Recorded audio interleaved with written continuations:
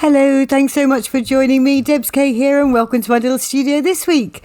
Okay, doing something a little bit different this week, changing it up. And I just wanted to show you a technique that I sometimes use when I'm doing sort of like an up-close and personal painting. One that's sort of like got a lot of detail and there's quite a lot to deal with. So as you can see, I've started off with my sketch there. Now, I've taken this from above the picture there. You can see a small printout there, which is what I did. I actually put this through the main image through Photoshop, changed it into grayscale, and kind of did a posterized print on it, which gave me, all my levels of light and dark and those main flower sort of shapes and things. Made it a little bit easier and clearer to see. Over on my Patreon channel, if you come and join me over there, I've got this available as a downloadable print off for you if you want to sort of like see how that works and how it sort of like clarifies things.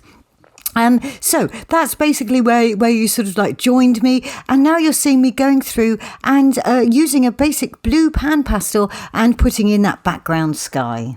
This is darker than I'm going to have in the, at the end of the painting, but I just want to get something down, and I just want to get these main values down, and using the pan pastels to help me do that saves you a little bit of money. And here I'm showing you sort of like how, if you haven't got a lot of pan pastels, you can sort of like extend your colour range. So as you saw initially, that blue sky, and then I want to get those sort of darker areas, of those lovely blossoms behind going on there. So what I did was I took a purple pan pastel and I got it on a sponge, and I've just got a little piece of copy paper there to the side, and as you can see, what I'm doing is mixing it up. I started off with the purple, then added a little bit of red, and then sort of some white to lighten it until I got it to to sort of like a colour that I was happy with, just to start me off. Obviously I'm going to come in with my pastels later on, and adjust everything, but I want to give myself a nice loose background to start this off. Got a lot of detail in this painting, so I want to start off as loose and free as I can for as long as I can, really, and that's why I decided to use the pan pastels, because they help you. Using a sponge helps you be that little bit looser and a little bit freer. And so as you can see, literally just sort of making up a little bit of colour on the side and then adding it into those darkest areas. Now, as I come forward over onto the left-hand side here, just making up a little bit more colour there. Over to the left-hand side here, these is slightly in the shadows, so these is got a slightly bluer tint. So I've added a little bit more purple to that kind of mix, whereas over to the right, it's slightly pinker.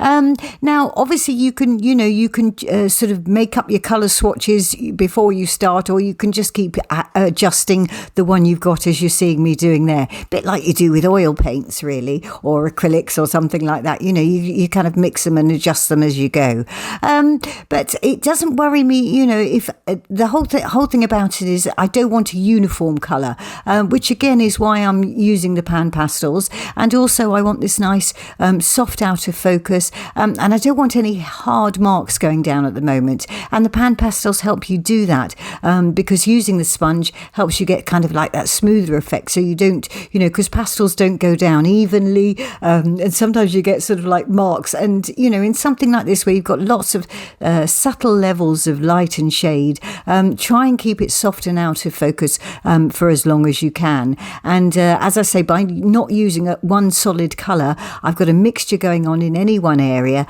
and that's going to give me that nice sort of like more natural feeling to the background.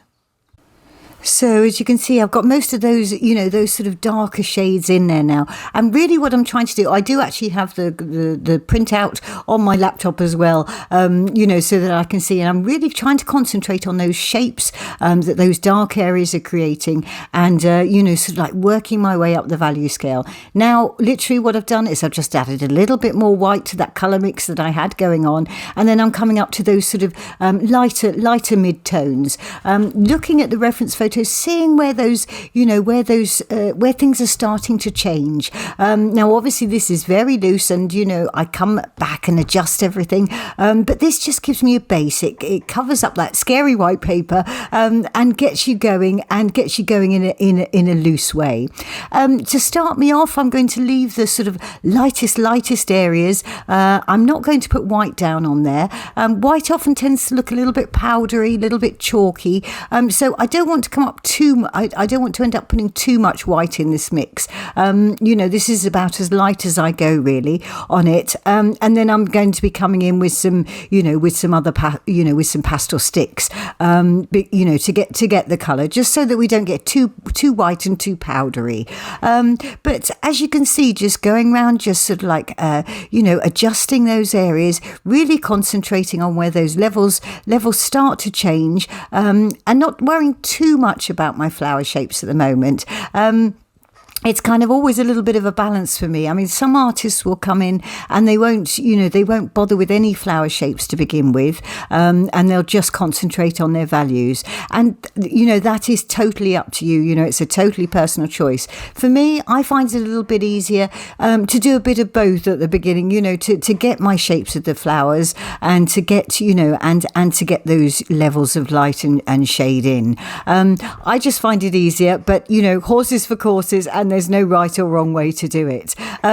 So now what you're seeing me doing is I'm just popping in those branches now. I've now got a pastel in my hand now, moving away from the pan pastels now. I've got enough down there for the time being. And I'm just putting in my branches and a few of those buds. Again, possibly didn't need to get so detailed so quickly.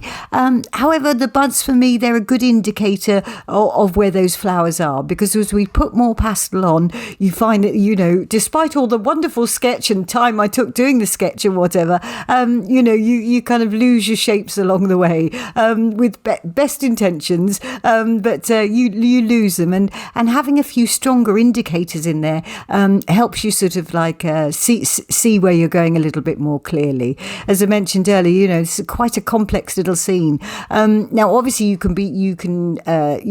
me being me, I'm sure I will take it to the nth degree, but I still want it to feel natural and I still want it to feel alive. So I'm really taking my time with this particular painting, and I haven't actually finished it yet. It's got to the point where I've sort of like thought, I'm a little bit lost here now in these flowers. I need to give this a break. So I've actually walked away from it for the time being, but I'll show you as far as I've got at the end of the video. But for this stage, really this video is about sort of like getting your basics down and trying to sort of like simplify it a little bit more at these earlier stages. So just coming in with a slightly lighter value of a pink there, just to pop on some of those buds so they're not quite so dark. And now I'm coming in with sort of like a lilac-y, a sort of greyed out lilac now, for those sort of next levels up. Really what I'm doing is I'm adjusting what I've got down there in the beginning, and also adding some areas where I can see some more, perhaps not quite such, perhaps lighter shadow areas, where those lovely blossoms, they're still in shadow, little bits of them. And the lovely thing is I loved the way the sort of like light caught some of these blossoms. They just look so pretty. So I want to make sure that I, reserve those lightest lights till a little bit later on. And now really what I'm doing is just trying to get those basic shapes in. So I'll just let you listen to a little bit of music for the next couple of minutes, just while I get those in, and I'll see you in a mo.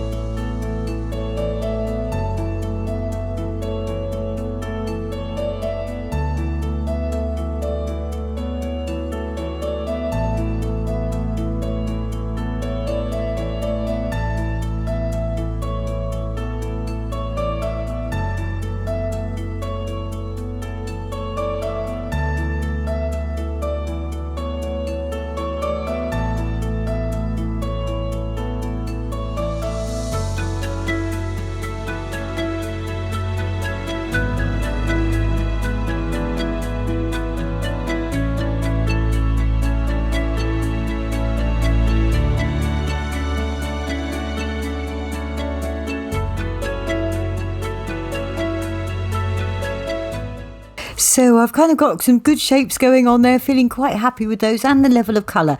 Now, before I come in and sort of start getting a little bit pinky, I want to sort of come into my sky a little bit now, get that more to the colour that it's going to be. So, as with the, with the colours earlier on, I'm making things a little bit more cooler over to the left-hand side, using a little bit of purple there, because if you look at the reference image, which, by the way, is over on Unsplash, in my collection over there. So please feel free to follow the link and go and download it if you want to have a go at this. But if you look at the reference photo, slightly bluer to the left, slightly warmer to the right hand side. So as I say, just coming in now with a few different blues there. Just to lift it up to the level, the kind of level that I want it to be. I will come back in later on, always constantly going backwards and forwards in a picture like this. And if you noticed, I'm not being too particular around my edges of my flowers. What we want to do is, I only want to have a few of these flowers in focus. The rest of them we want nice and sort of soft and out of focus. So constantly, with my flowers and my sky, I'm not worried going slightly over the edges, and I'm going backwards and forwards to try and create a little bit more fuzzy edges.